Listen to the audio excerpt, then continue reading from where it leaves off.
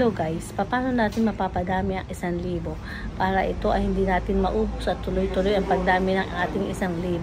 Ganito ang gagawin natin para dumami ang ating 1,000. Guys, ito nasa harap natin ay 1,000. Paano natin mapapadami ang 1,000? Itong 1,000 nito ay gagawa tayo ng paraan para mapadami ang 1,000.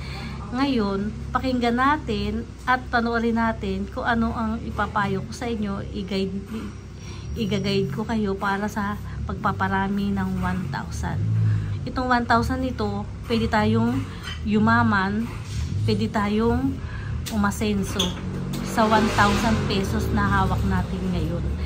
Hindi natin to pababayaan na mawala sa atin ang 1,000 nito na maging doble-doble ang ating 1,000. Ito ngayon ang ating discussion today para sa paramihin ang ating 1,000 pesos. Guys, ito nga ang gagawin natin para padamihin natin ang 1,000. Ang 1,000 ko gagawin natin 10,000. Kaya magdadagdag tayo ngayon ng 9,000. Yung 1,000 ko, yun yung sa akin. Tapos hahanap tayo ng 9 na tao para magbigay rin ng tigi 1,000. Ganito yun. Alimbawa, linggo-linggo. Linggo-linggo, magbibigay sila ng tigwa 1,000. Bali, 9 na tao. Ayan yun. Ayan yun guys. Bali, 9 na tao. Maghahanap tayo. Bali, bibigyan nila tayo ng tigi 1,000 tuwing Sunday. Ngayon, pag naipon natin yung tuwing Sunday na tigi 1,000, magiging 9,000 yun. Tapos, isasama natin yung 1,000 ko. Ayan. Kaya magiging 10,000 siya. Weekly, tuwing Sunday, magbibigay kami ng tigi 1,000. Isang tao ang hahawak nun.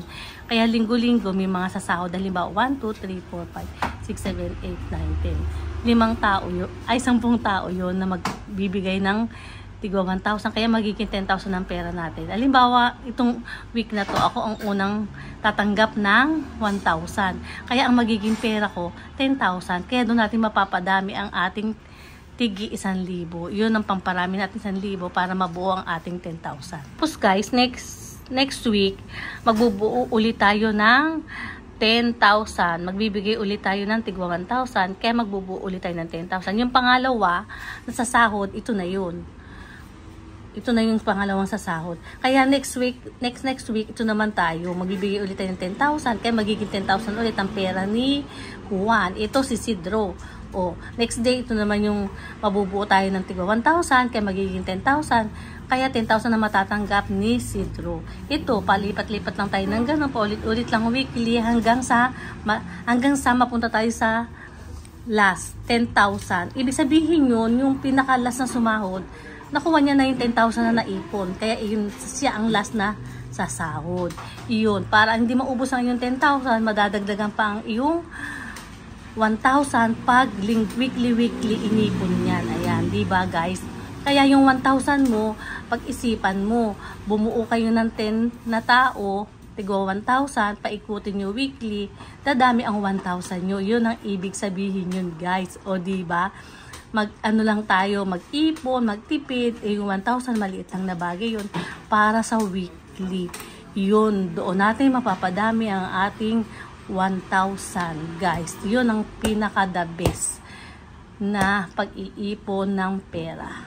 Guys, itong 10,000 na to na sinahod mo, na naipon mo na 1, 2, 3, 10 weeks na binuo para magkaroon ka ng 10,000. Huwag mong sayangin na may 10,000 ka. Ang gawin mo sa 10,000 mo, i-business mo. Mag-business ka. Kahit kakanin, or malaki to guys. Kakanin, magluto ka ng kung ano-ano dyan para kumita ang yung 10,000 at hindi mawala. Guys, may papayo rin ako sa inyo.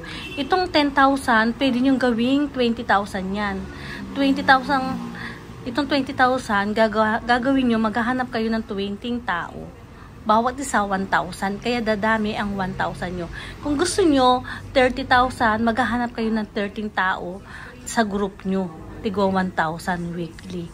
Ayan. Kayo ang mag-isip kung gusto nyo 10,000, 20,000, 30,000, or 40,000, or 50,000. Pwede yun. pwede yun magawa, mabuo ang inyong pera. Para kung gusto nyo mag-business, yun na yung pag-uumpisahan nyo ng pera nyo. Na pinaghirapan nyo na napakadaling ipunin. Na nandyan lang sa kamay nyo, na kinabukasan, ilang week, ilang months, andyan na agad ang 50,000, 40,000, 30, 20, 10,000. Napakadali na hindi kayo mahihirapan para sa 1,000 weekly. Ngayon, pag nakuha nyo na ngayon yung money nyo, i-business nyo guys. Huwag yung bibili ka ng cellphone, bibili ka ng kung anong mabibili mo ba, ganyan, ganyan. Huwag. Gawin mo, ipunin mo din to. Bumili ka na pa ng i-business mo para mapadami mo. O kaya bumili ka ng bag, ibenta mo. Mamili ka ng damit, ibenta mo, pumunta ka sa Divisoria, o kaya magtinda ka ng kakanin, bumili ka ng mga t-shirt, ganyan, sapatos, tapos ibenta mo, ilako mo sa mga friend mo, cash mo pabayaran, ganun, kasi mahirap na yung magpautang guys. Kaya ngayon, gamitin mo rin yung utak mo, huwag mo papautangin, i-cash mo lang, kasi, para mabilis mo rin makuha yung puhunan mo. Yun. Guys, sana may matutunan kayo sa sinabi ko, sa advice ko.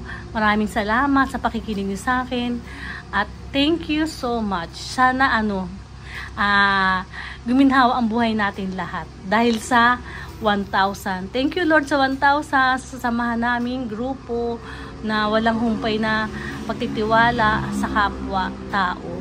Ito kasi guys, para rin sa pagtitiwala sa mga kapwa-tao. Lahat ng, ito kasing 10 na to, pagkakatiwalaan mo yan na dapat weekly magbabayad sila. O diba guys? Kaya thank you so much sa payo ko sa inyo at sa magiging business natin na nakaipon tayo ng 1,000 sa grupo. Thank you so much. Bye bye bye. Love love love. Thank you.